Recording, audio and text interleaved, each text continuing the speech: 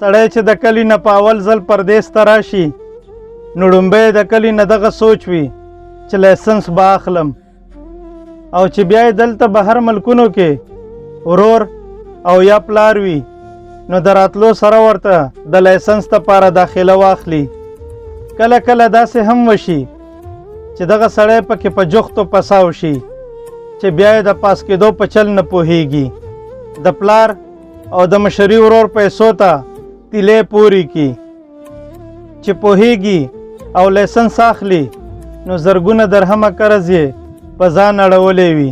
په کار خو دغه دی چې دلته کله هم څوک راځي چې څه هنر کسب او سکیل یې زده وي چې دته پې دومره کار میلاو شي چې دی پې خپل ځان په اسانه ساتلی شي. که نوره خرچه پې پلار کوي نو خیر دی، هیڅ خبره نه ده. دغسې به دی خپله کار هم کوي او لایسنس به هم اخلي نو په چا به بوج نه جوړیږي. بل به دی په د خپل کار کې مشغول وي او زیات ټینشن به هم د لایسنس دپاره نه اخلي. لایسنس به واخلي او دی به پې پوهه هم نشي. نو کوم مشران چې غواړي چې دلته خپل بچیان او خپل خپلوان بهر ملکونو ته راولي نو باید څه کسب هنر او سکیل پې ضرور زده کړي. ګنې نو بیا به یې دلته په راوستو سخت پیمانه او ستومانه وي.